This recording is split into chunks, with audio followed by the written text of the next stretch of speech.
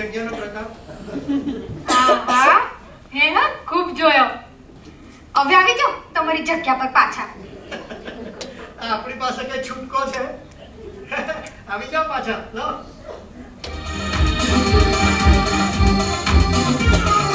પડદા પાછળ પડદા પાછળ પડદા પાછળ પાછળ પાછળ પડદા પાછળ પડદા પાછળ પડદા પાછળ પાછળ.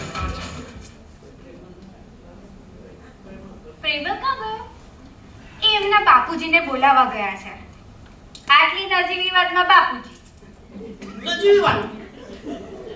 અને તું નજીવી વાત કે છે?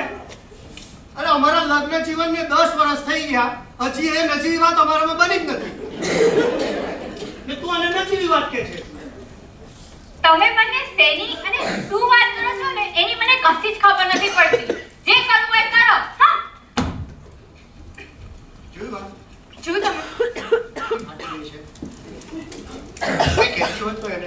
હું શું કહેવાની હતી? આમ રગસે ગળાની જેમ શું ચાલે છે?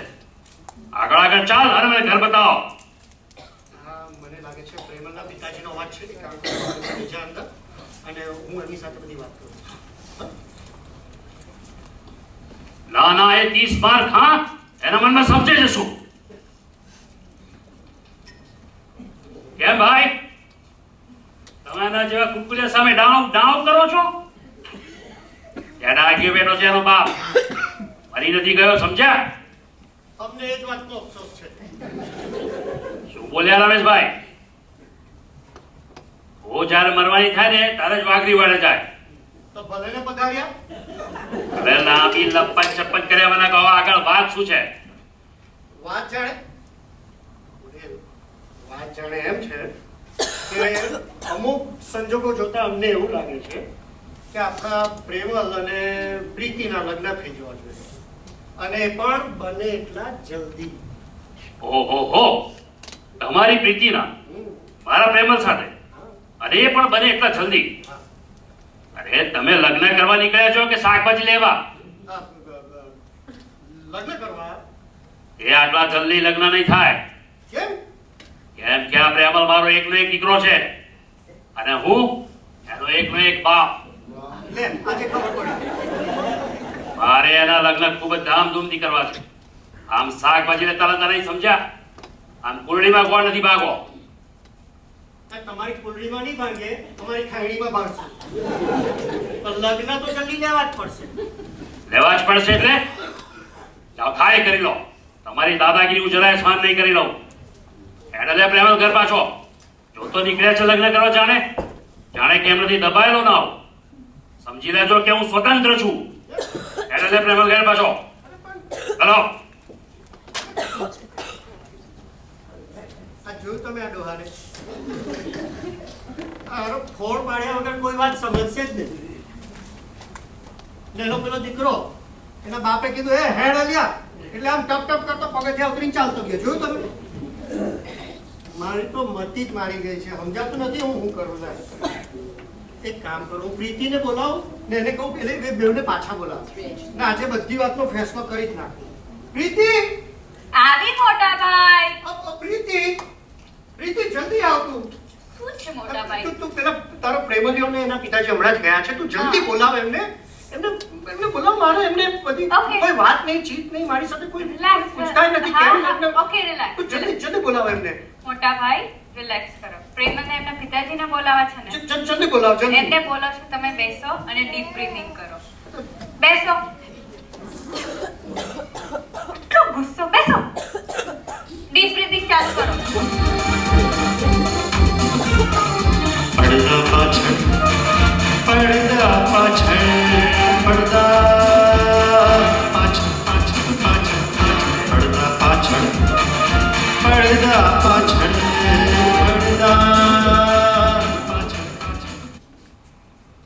મોટા ભાઈ. મોટા ભાઈ. હા, તો તું અંદર જાઓ, મારી સાથે વાત.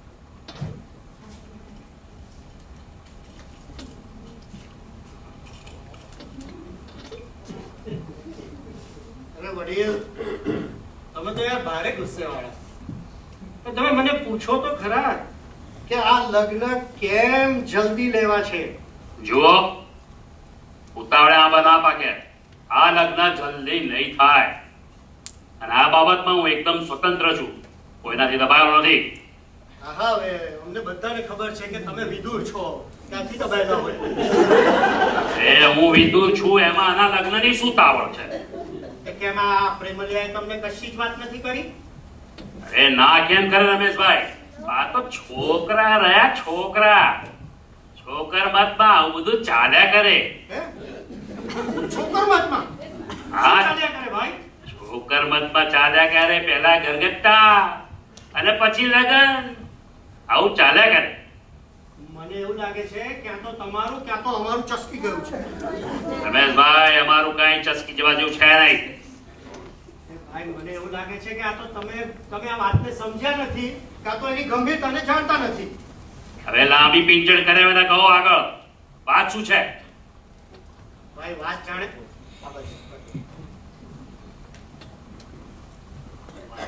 એમ છે કે તમે દાદા બનવાના છો. દાદા? શું વાત કરો છો? હું દાદો? આજ તો વળી. અરે ભાઈ રમેશભાઈ, મારો પ્રેમ ભાવ કરે છે. ના હું કરે યાર, એ તો બાપ તેવા બેટા. રમેશભાઈ, તમને મારી વાતની ક્યાંથી ખબર પડી ગઈ? રમેશભાઈ, લગ્ન નક્કી. મુહૂર્ત આજુ નહીં કરતો તો થાળ નથી કરવી. રમેશભાઈ, જરા પ્રીતિને બોલાવશો? હા, એક મિનિટ. પ્રીતિ, ઓ પ્રીતિ. આવી મોટા ભાઈ.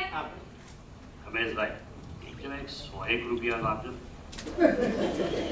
100 રૂપિયા સાને ભાઈ? અરે પ્રીતિને મોં જોવાના દેવા પડશે ને. આ તો ઉતાવળેથી લેવાનું ભૂલી ગયો. મારી પાસે 1 રૂપિયો છે તો મેળવીશ. લે, હું ચેક કરું. મારો હારો ડોહો લુખ્ખો છે.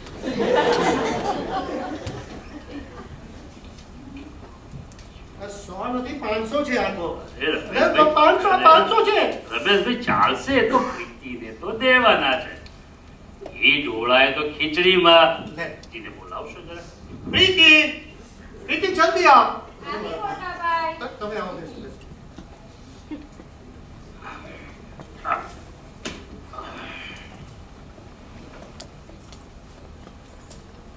સદા સુખી થાવ, સદા સુખી. આ લોકોએ નાટકને બહુ સિરિયસલી લઈ લીધું લાગે છે. આઈ નો. નાટક? લો આપણો આ ગગો હજી નાટક કરે છે. અને ઘોડા, હવે તો તું બાપ બનવાનો છે. બાપ? હા, બાપ. અરે પણ હજી તો મારા લગ્ન પણ નથી થયા. લે ઓય, એટલે તો અમે આ બધી ઉતાવળ કરાવીએ છે ક્યારના. આ તો સારું થયું કે મારી રમાએ બધું સંતાઈને પડદા પાછળથી સાંભળ્યું. શું સાંભળ્યું? આ તમને અહીંયા તમે લોકો જે વાત કરતા હતા ને પ્રીતિ તમને અહીંયા જે કહેતી હતી ને કે હું માં બનવાની છું, કુંવારી માં, વગેરે વગેરે બધી વાતો.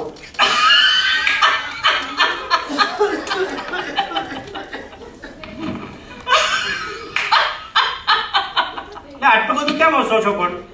અરે આ તો અમારા નાટકના સંવાદો હતા. હે? નાટકના સંવાદો? નાટકના. તો હું એમ કહું છું કે તમારા નાટકના સંવાદો મારા ઘરમાં બોલવાની શું જરૂર હતી? એ રમેશભાઈ, હજી પણ કીધું છે દાદાગીરી નહીં કરવાની. દાદાગીરી બેઠો છે હજી એનો બાપ, ફરી નથી ગયો. સમજ્યા? આવી રીતે જો દાદાગીરી કરવી હોય તો આ લગ્ન ફો. નથી કરવા લગ્ન. નથી કરવા, જાઓ ને પેલા 100 રૂપિયા પાછા લાવો. 500 રૂપિયા 500 રૂપિયા પાછા લાવો. લાવ 500 રૂપિયા. અરે રમેશભાઈ, આવી નાની બાબતમાં તો લગ્ન ફોક થતા હશે. લે, મિયા બીબી રાજી તો ક્યાં કરેગા કાજી. છોકરાઓના મન છે તો પછી. એક વાત તો તમારી સાચી છે, છોકરાઓના મન તો છે. રમેશભાઈ, મને તો એ સમજાતું નથી કે આટલી મોટી ગેરસમજ થઈ કેવી રીતે. એ આપણી ગુજરાતી ભાષા જેવી છે. જે શબ્દની પાછળ રૂ આવે ને એ શબ્દ બહુ ભયંકર હોય છે. દાખલા તરીકે વાંદરું, અંધારું, ગોબારું, કાગળચિત્રું અને સૌથી ખતરનાકમાં ખતરનાક એ બૈરું.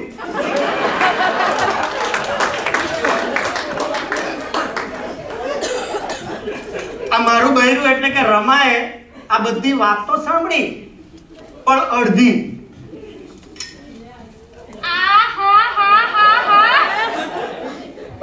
હવે દોસ્તનો ટોપલો ઢોળો મારા માથા પર.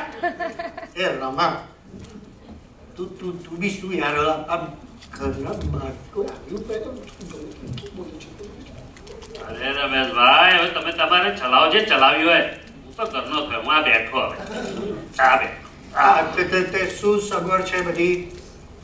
એ બધી વાત પછી પહેલા મને એ વાતનો જવાબ આપો. કઈ વાત?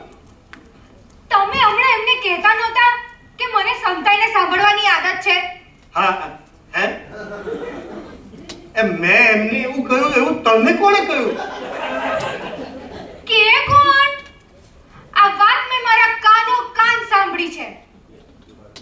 પણ તું તો અહીંયા હતી જ નહીં. તારી માની જોડે પેલું સિંગનું શાક બનાવતી હતી. હવે કશું શાક વાક નહોતી બનાવતી. હું અહીંયા ઊભી ઊભી બધુંય સાંભળતી હતી. આ પડદા પાછળથી. પડદા પાછળથી? ભાભી, આ તમે પડદા પાછળથી સાંભળવાની ટેવ છે ને, એનો જ આ બધો પ્રતાપ છે. હા ચીડે ચડ્યો તે ચોર, બાકી બધા નિર્દોષ. કા બોલો ને નણંદબા. આ મારા વાલા પ્રેક્ષકો, તમે રોજબરોજ ન્યૂઝ તો જોતા હશો કે નહીં? આજકાલ પડદા પાછળથી રમત કોણ નથી રમતું? કહો મને. રાજકારણીઓ, ખેલાડીઓ, ઉદ્યોગપતિઓ. અરે શાણા ઉદ્યોગપતિઓ. આ શસ્ત્રોના કૌભાંડો, પોલીસ ખાતું, જાસૂસી ખાતું, આ બધા ખાતા, બધા વ્યવહારો ક્યાંથી ચાલે છે? પડદા પાછળથી જ તો. ને વળી પછી ગૃહિણી હું આ ઘરની ને ચિંતા કરું તે નાહકની.